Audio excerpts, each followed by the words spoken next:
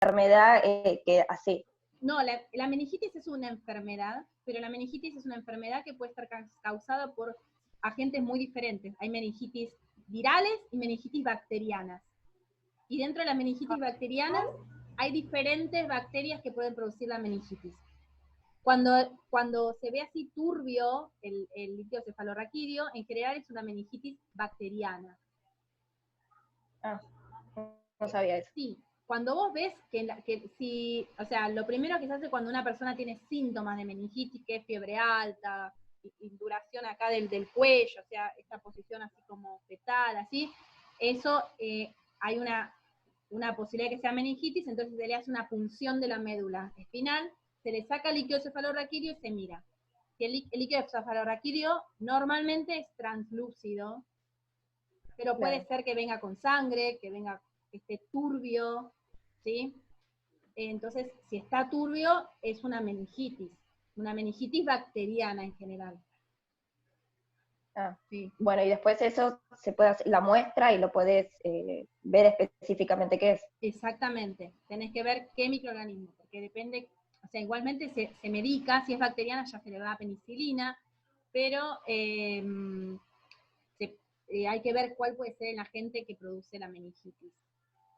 ¿Sí? Porque ahora sí entiendo. Sí. Hay bacterias gram negativas que producen la meningitis y hay bacterias gram positivas que producen la meningitis. Eso Genial, gracias, profe. En clínica después lo vamos a ver. Bueno, cuando la muestra no la podemos sembrar lo antes posible, dijimos que el líquido cefalorraquídeo lo poníamos en temperatura ambiente, que la orina sí vamos a tener que ponerla a 4 grados, ¿sí? Como dijimos, en la heladera. ¿Esto por qué? Porque en realidad nosotros no queremos que crezca más de lo que había en el paciente. Si nosotros lo dejamos a temperatura ambiente, la orina es como un medio nutritivo para el microorganismo. ¿Sí? Entonces tiene un montón de sustancias que el microorganismo puede consumir y puede empezar a desarrollarse y a reproducirse. Nosotros no queremos eso, queremos saber exactamente la cantidad que tiene esa orina, ¿sí? Entonces lo ponemos en frío porque así eso ocurre con más lentitud. La materia fecal, esperemos un segundo.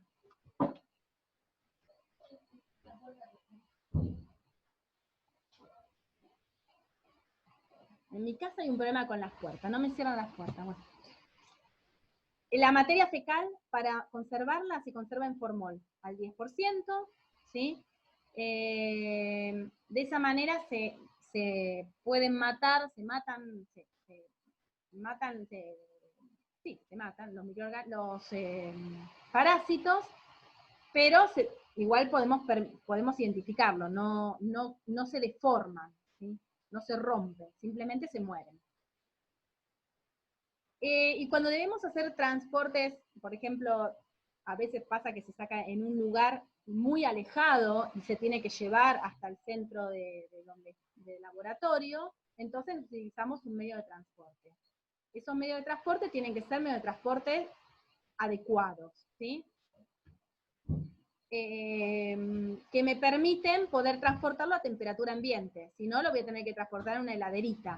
Pero hay medios de hay unos tipos de agar, unos medios de cultivo, que se llaman medios de transporte, que son medios muy mínimos, tienen muy poquitos nutrientes, y permiten conservar al microorganismo sin que se reproduzca muy grande, sino que no se muera. ¿Me siguen? Sí, profe. Sí, profe. Bien, vamos todavía. Bueno.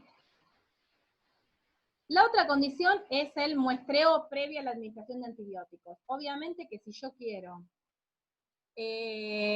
recuperar microorganismos de un paciente que son susceptibles a cierto antibiótico, bueno, tengo que hacer que esa persona deje de tomar los antibióticos o esperar que termine su terapia antibiótica. Si no, no voy a poder recuperar el microorganismo si está tomando antibióticos.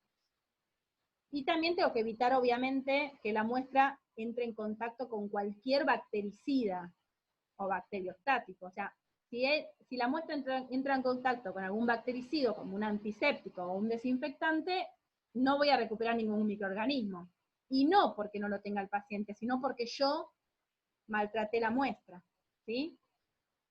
Entonces, ojo con eso también.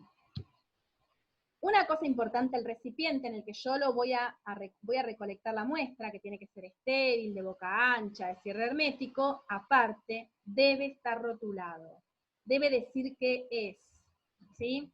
Y debe estar rotulado con cierta información específica.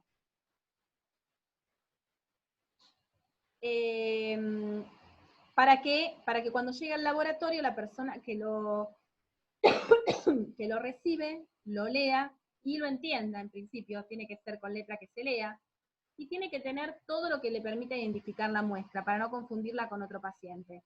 Nombre y apellido del paciente, un número de identificación, puede ser DNI, número de cama, si es que de internación, la fuente, que es de dónde proviene esa muestra, si es qué tipo de muestra es, y quién la pide, el doctor, y la fecha y la hora, ¿sí? Aparte puede mantener otras cosas como el diagnóstico clínico, ¿sí? Pueden poner por qué se pide, para qué, el diagnóstico de qué cosa, si hubo algún tratamiento anterior o si la persona está en tratamiento. O sea, todas esas cosas le va a permitir al laboratorio ver qué técnicas tiene que usar y cómo tiene que tratar esa muestra. Hasta ahora vimos las instrucciones para quien toma la muestra. Ahora, ¿cuáles son las instrucciones para el paciente? Porque a veces pasa que tiene que ser el paciente quien recoja su propia muestra.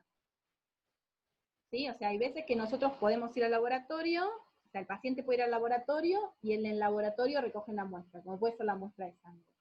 Pero en general las muestras de orina, por ejemplo, las obtiene el paciente en su casa y después las lleva. Entonces tiene que ser bien instruido, porque esa toma de muestra que haga el paciente es esencial para que ese ensayo salga bien o salga mal. Entonces existen algunas instrucciones, algunas más generales y otras más específicas. En principio las generales es suspender todo tratamiento con antibióticos, ¿sí? 2 días antes de que tome la muestra para hacer un análisis bacteriológico. Porque si está tomando antibióticos, yo no voy a encontrar nada. Si la muestra es de algo es de piel o debajo de las uñas o de alguna herida, bueno, yo tengo que suspender el tratamiento que esté utilizando local, digamos, tópico. Si estoy usando una pomada, una loción, lo que estoy usando debe suspenderse. Si estoy usando colirios, gotas nasales o óvulos, también 12 horas antes de la toma de muestra, ¿sí? Después va a haber instrucciones específicas que van a depender de cada tipo de muestra que yo vaya a tomar, ¿sí? Cada tipo de muestra va a tener sus consideraciones específicas. ¿Me siguen? Sí, profe. Sí, profe. Bueno. Sí, profe. Bien, ahora,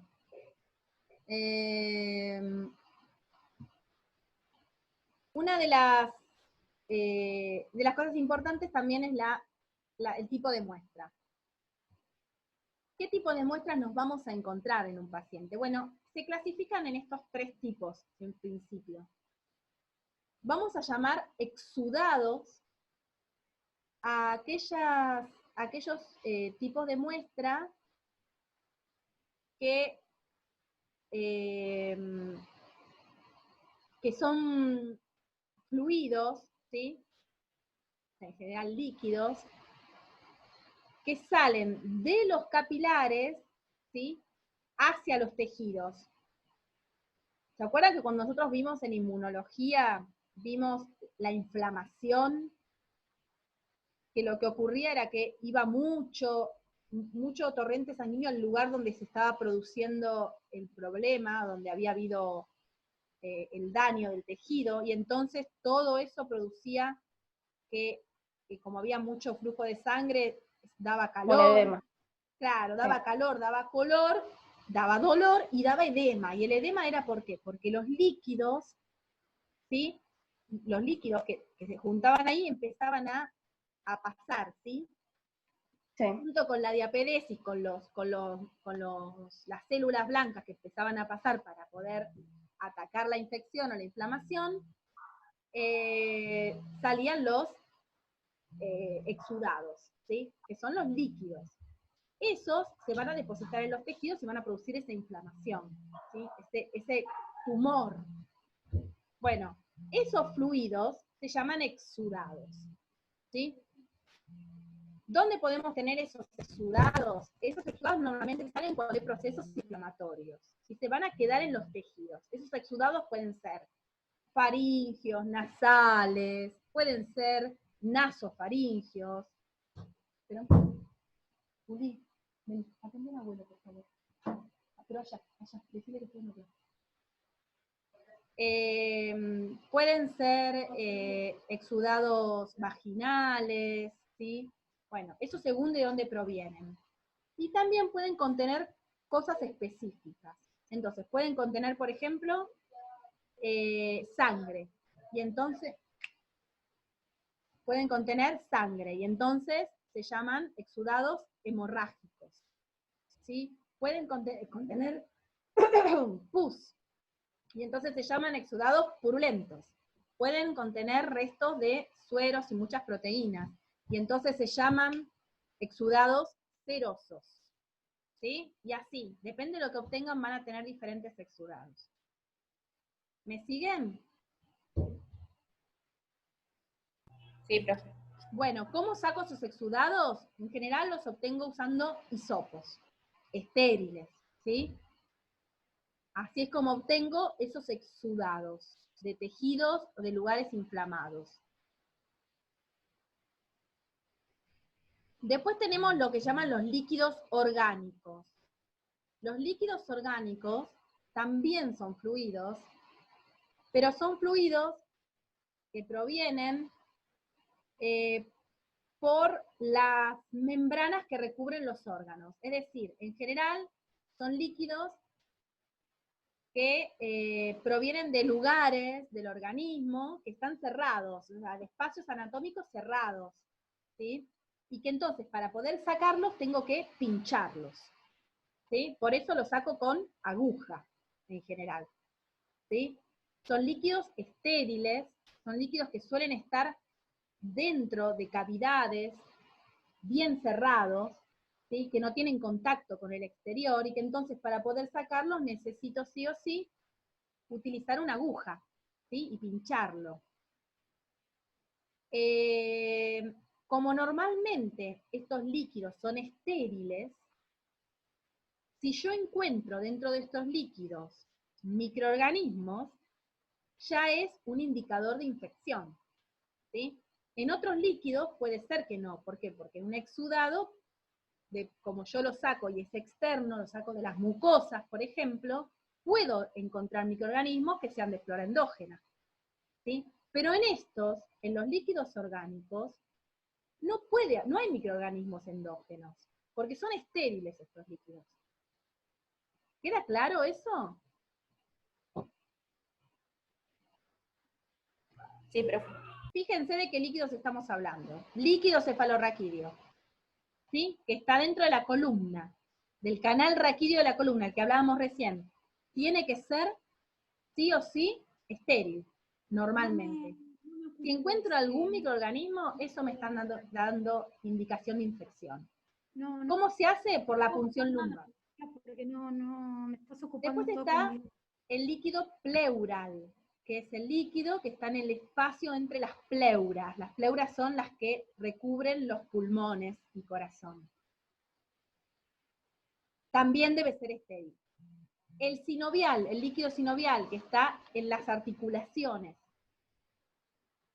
El acítico, que está dentro del peritoneo en el abdomen. La sangre, obviamente, está dentro de venas o dentro de arterias. Tiene que ser estéril. La sangre debe ser estéril. La linfa, ¿sí? Que se puede sacar del pliegue de los codos o del lóbulo de la oreja, también debe ser estéril. Cualquiera de estos líquidos se llaman líquidos orgánicos, son estériles y están siempre de espacios cerrados, por lo tanto necesito agujas. ¿Sí? Sí, como cuando tenés una inflamación no sé, en la rodilla y te tienen que sacar líquido.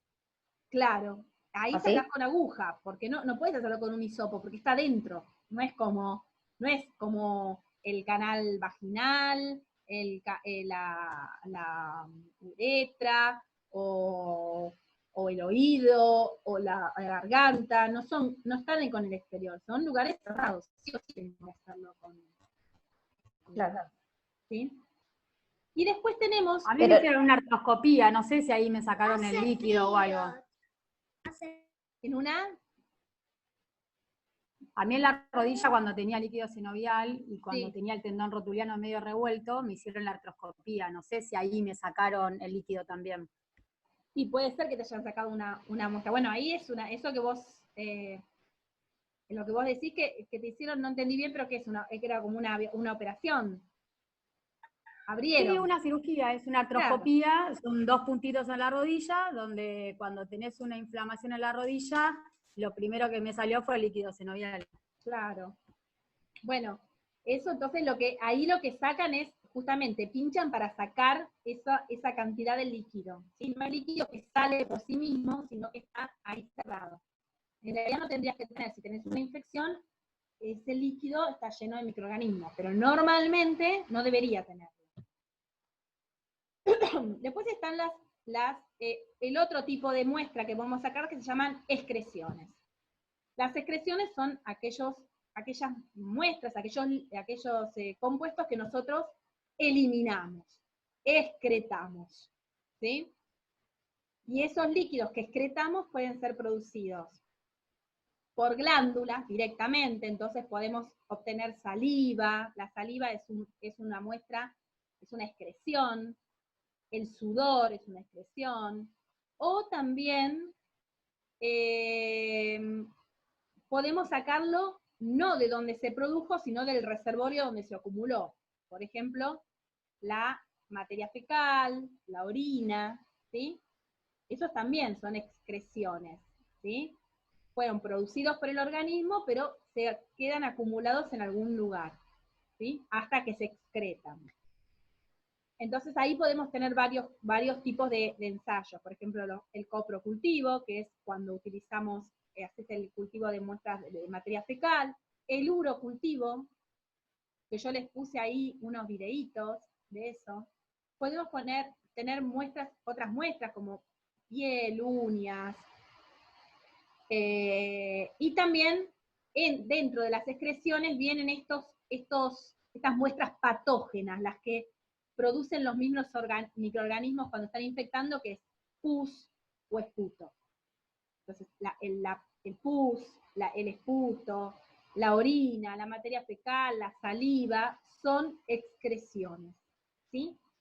Ahí tenemos los 3 tipos de muestras. Las secreciones,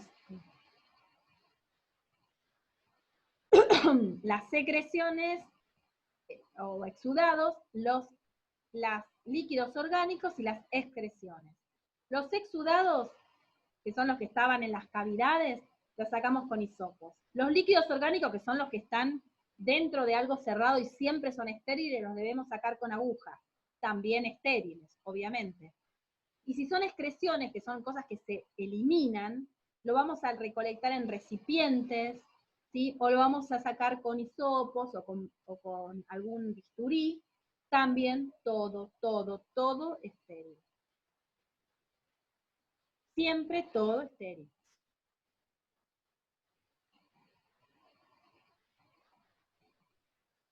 El hemocultivo en particular, ¿sí? Se debe hacer, se debe hacer en pacientes, bueno, cuando el paciente tiene una fiebre superior a 38 grados y se sospecha la presencia de microorganismos en sangre, entonces se hace un hemocultivo. Es decir, que voy a tomar una muestra de sangre del paciente y voy a sembrar esa muestra de sangre en un medio de cultivo especial para ver si me crecen microorganismos o no. ¿Cuándo tengo que hacer la toma de muestra? Acuérdense que el momento de la toma de muestra era muy importante. ¿Cuándo es? Tiene que ser antes de que empiece el tratamiento antibiótico. Es decir, después yo le puedo dar antibióticos para que no se me mueran mientras que estoy haciendo el ensayo. Pero antes de darle el antibiótico, tengo que tomar muestra. Tomo la muestra y después que el médico le dé el antibiótico que quiera. ¿Cómo? Eso es cuando tomo la muestra. Ahora, ¿cómo tomo la muestra? O sea, ¿qué cantidad? ¿De qué manera? Y todo, bueno, se tienen que tomar 3 grupos, ¿sí? De hemocultivos. Y cada grupo, ¿sí? Debe tomarse con intervalos, o sea, con un tiempo. O sea, tomo, por ejemplo, ahora a los 30 minutos y otra vez a los 30 minutos, ¿sí? Y cada vez que tomo, tengo que hacerlo en lo posible, de una vena distinta. ¿Me siguen ahí? 3 grupitos con diferencia de un tiempo, ¿sí? O sea, uno al tiempo 0, ese tiempo puede ser entre 5 y 30 minutos, pónganle que lo hago cada 30 minutos, bueno, tiempo 0, a los 30 minutos, a la hora le vuelvo a sacar. ¿Sí? ¿De qué tiene cada uno de esos grupos? Bueno, tiene 2 frascos cada uno de esos grupos. ¿Sí? O sea que cada vez que le tomo, lleno 2 frascos. Le tomo al tiempo 0, lleno 2 frascos. Le tomo al tiempo 30 minutos, lleno 2 frascos. Le tomo a la hora, lleno 2 frascos. ¿Por qué lleno 2 frascos? Porque uno lo voy a cultivar en presencia de oxígeno, aerobiosis. Y otro lo voy a cultivar en ausencia de oxígeno, anaerobiosis. ¿Me siguieron? Sí, profe. ¿Sí? Bien. Sí, a ver, es verdad, Micaela, que por ahí no viste que sacaran tantas veces para qué, para hemocultivo. ¿Viste sacar para hemocultivo vos? No, que no he visto que lo hagan. ¿Pero vos viste un hemocultivo o viste muestra de sangre para ver glóbulos rojos y No, no, para ver si, que nunca vi que en un paciente sacaran tantas veces, por ahí no presté atención. Claro, pero no siempre. Esto es solamente si yo quiero ver microorganismos en sangre. Si quiero ver glóbulos rojos, un frotis normal de sangre, eso no se hace. Esto, ¿se entiende? Por eso te digo, ¿vos viste que sacaran muestra para bacteriología de sangre? ¿O alguna vez o no? No, ahora que me decís, no. No, Claro. cuando estaba internada mi hija, pero no le sacaron tantas veces. Y no, porque probablemente no le Pero buscaron sí. microorganismo en sangre. Lo que le hacían de sangre era para ver Ah, los parámetros normales de clínica. ahora sí entiendo. ¿Sí? Esto es una muestra de sangre para microbiología, para bacteriología, para ver microorganismos en sangre. Las otras muestras que uno le sacan, que va y le sacan un poco de sangre para hacer, digamos, todos los valores hematimétricos y la cantidad de glóbulos rojos y glóbulos blancos que tenemos y todo eso es una muestra de sangre normal. Esta es especial. Perfecto. ¿Y se saca 3 veces antes de que le den medicación o después? En principio siempre es antes, porque después normalmente las terapias de antibióticos cuando hay microorganismos de sangre suelen ser bastante largas, así que en general lo que uno hace es que cuando llega la persona con esa situación se le saca muestra en el momento y después se le da el antibiótico. Eso sería lo ideal. Yo no entendí, profe. ¿Cómo? Yo no entendí. ¿No lo entendiste? No, porque, a ver, no cualquiera que llega a una guardia con 38 grados se le saca sangre para ver esto, claramente no. Viene Claro. con otra patología acompañada. Claro. Ah, ok. Acá tiene que venir con un diagnóstico que imagínense que viene el médico considera que esta persona necesita hacer un hemocultivo porque puede tener un microorganismo que está en sangre. Ah, ok.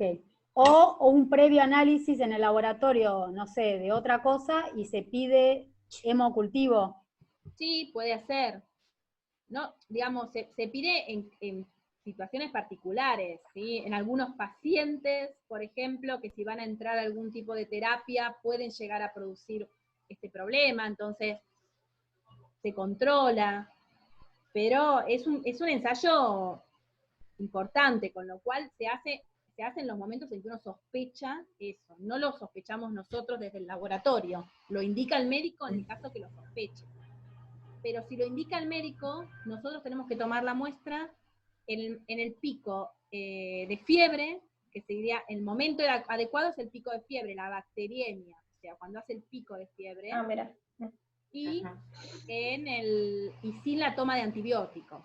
O sea, o antes, o bueno, como decía, no sé, quién era Guadalupe Micaela, que era en el medio, o sea, que deje y que cuando deja en el medio, eso sería lo ideal para obtener, porque si no, no vamos a obtener los microorganismos.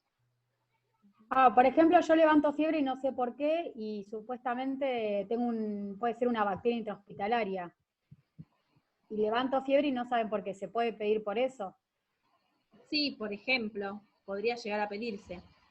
Eso tendrá que ver si ya te hicieron otros estudios y vieron que no encontraban nada. Que no encontraron, y puede ser que haya un microorganismo en sangre. En general, las sepsis se dan como consecuencia de enfermedades graves o alguna situación más particular, ¿sí? Bueno, cuando hay sepsis es complicado, o sea, generalmente se dan por ahí después de una operación, ¿sí? O alguna situación más complicada, ¿sí? O algún microorganismo, alguna infección que no fue bien curada y entonces sigue avanzando. Ahora sí entiendo, sí. Está bien. Pero tiene características muy particulares, es una infección que no se cura. A veces pasa que no ven que no se cura y entonces tiene que ver con, termina una sepsis. Una infección generalizada y bueno, se va a buscar el hemocultivo. O sea, hay varias posibilidades para que alguien, digamos, pida un hemocultivo. ¿Podría dar, profe, un ejemplo, por favor? ¿De cómo hacer el hemocultivo? No, de algún, no sé, por ejemplo, si tenés una hepatitis y haces un hemocultivo, a eso me refiero. Para entenderlo mejor. No, la hepatitis no, porque la hepatitis es viral en general. Así que las hepatitis son producidas por virus, así que nosotros no hacemos cultivo de virus. Lo que puede ser es, por ejemplo, una infección urinaria que no se trata a tiempo o no se cura bien, y entonces sube. Vieron que las infecciones urinarias suben. Y una vez que, si digamos, te agarra normalmente la parte baja, la cistitis, y después, si eso no se cura bien, puede subir y hacerse una infección urinaria superior, que toma los riñones. Si eso no se cura, puede terminar, el microorganismo puede terminar en sangre. Porque hay microorganismos que son más, o sea, después en clínica vamos a ir, en microbiología clínica vamos a meternos en algunos microorganismos, pero hay microorganismos que pueden llegar a invadir tejidos y ir pasando, ¿sí? A la sangre. Hay microorganismos intestinales también, hay salmonelas, por ejemplo, ¿sí? que pueden, o algunas Escherichia coli, ¿sí? Como la Escherichia coli enteromorrágica, es una Escherichia coli que atraviesa el tejido intestinal y llega sangre, ¿sí? Está bien, pero son enfermedades, son cosas Sí, ahora sí que son entendí. graves. Claro, ahora sí entendí, digo, a ver, un ejemplo como para que en mi cabeza me quede mejor. Ahora sí entendí igual. Claro, son enfermedades generalmente graves. Puede pasar una operación, por ejemplo, que no se manipuló bien y entonces quedó una infección y esa infección se generalizó y está dando vuelta por la sangre.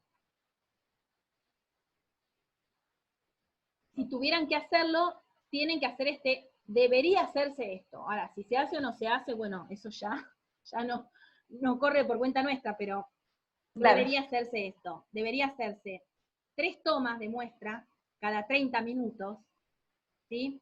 Y cada toma se sacan dos tubitos. Uno se cultiva en aerobiosis, o sea, con oxígeno, y otro en anaerobiosis, sin oxígeno. ¿Sí? Yo creo que después hay una fotito, me parece. A ver si está acá la fotito. No está.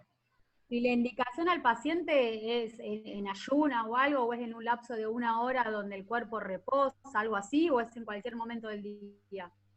En general el hemocultivo en general son personas que están internadas, pero porque te digo, es una situación grave. Y de preferencia cuando está el pico de fiebre, ¿no? Como dijo. De preferencia eso, obviamente, estos son cosas como, ¿qué es lo óptimo? A ver, a veces no llega y entonces hay que tomar la muestra y ver si se recupera, pero lo óptimo sería esperar el pico de fiebre, porque ahí sabemos que la recuperación va a ser máxima. Y también... Claro, pero a veces se le da para que le baje la fiebre mientras está internado, ¿no? Exactamente, por eso les digo que eso es lo óptimo. A veces después la situación no llega al óptimo y uno le saca muestra igual porque necesita recuperar, pero para poder tener la mejor recuperación, lo óptimo sería el pico de fiebre y que no esté tomando ningún antibiótico. Y sin antibiótico. Y en general la persona suele ser una situación de gravedad, con lo cual es normal que esté internada esa persona. Y si no, la persona tiene que ir al laboratorio y se le tiene que sacar muestra ahí en el laboratorio, se le saca cada 30 minutos, tendrá que quedarse hasta que le saca la muestra. No hay ninguna indicación extra de esa parte de eso. A no ser que aparte de la muestra de sangre para bacteriemia usen para ver glucosa, otra cosa, pero si no, no hay ninguna otra indicación. Otro de los ensayos que se hace es el coprocultivo, que es el ensayo de la búsqueda de microorganismos en materia fecal. Esto también es una recolección bastante compleja, ¿sí? Pero bueno, normalmente lo que se tiene que hacer es... A ver qué me preguntan. No importa, sigan preguntando. Sigan preguntando que para eso estamos. Sí, lo que pasa es que no sé por qué, 2 veces me confundí en lo mismo y es como que la tengo que es otra cosa. No, por eso no es lo peor es preguntarle a la profe, que la profe te lo explique en el examen anterior, hacerlo mal y volverlo a poner mal. Eso es Y peor. después sabés que lo hiciste mal, eso fue lo peor. No importa, estamos para eso, chicos, es así.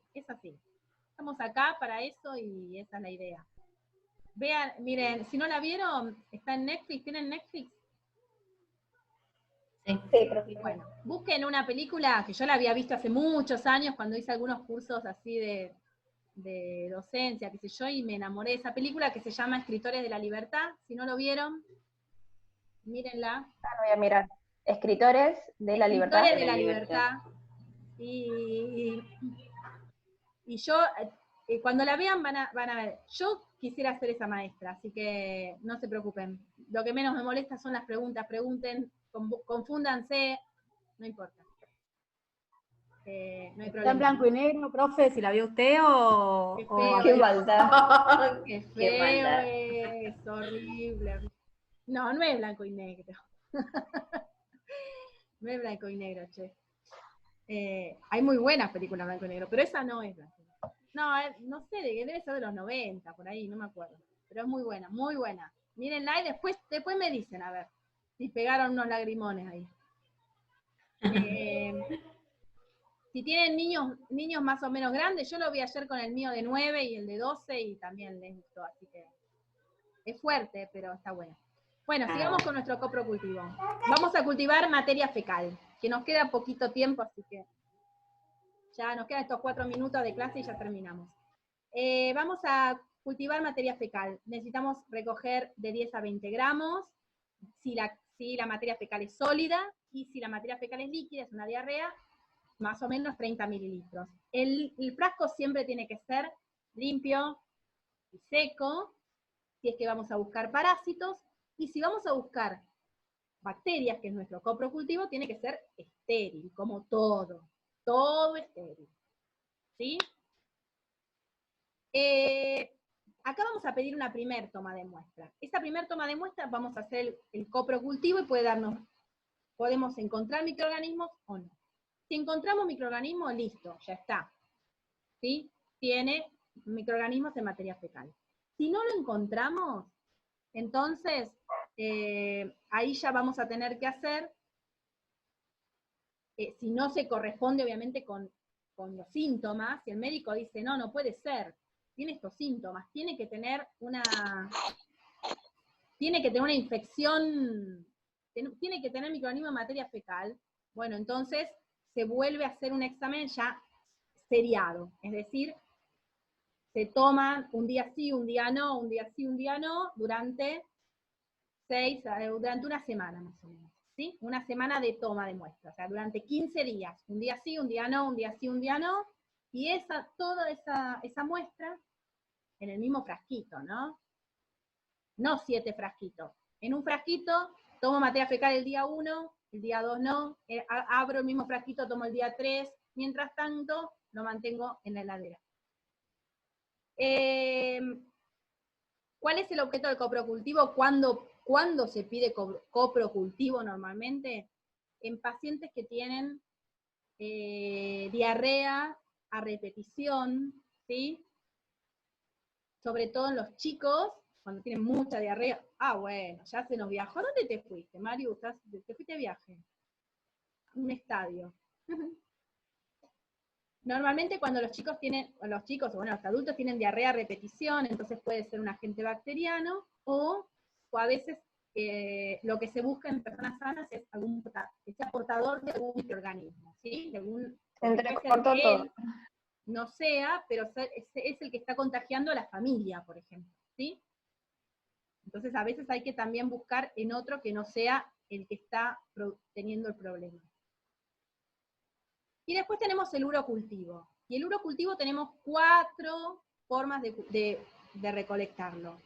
Una es la micción limpia, que es la más normal, ¿sí? Tomamos muestra de orina, con las 3 horitas de retención es suficiente, en un frasco estéril. La primera micción, la de la mañana. Si eso no es posible, se puede obtener directamente de la vejiga utilizando una sonda, ¿sí? Eso se llama sondaje vesical. Ahí hay que tener mucho cuidado de no contaminar, porque vamos a poner un cañito por la uretra, entonces tenemos que ver de que no se contamine con todo lo externo, ¿sí? Si eso no es posible, entonces vamos a ir directamente a la vejiga, ¿sí? Pero con punción, vamos a pinchar la vejiga, ¿sí? Con una aguja. Esto solamente lo pueden hacer médicos, ¿sí? Y si no, en los bebés o en los niños se utilizan bolsitas colectoras, por ahí alguna de ustedes lo ha usado alguna vez, tenemos menos de un minuto y se termina, chiquis, y nos vemos la próxima, ¿eh? Termino con las bolsas colectoras. Se le pone en el pitito al bebé o en la pachuchina a la nena, y se le pone ahí, se intenta embocar, no sé si alguna vez lo tuvieron, es bastante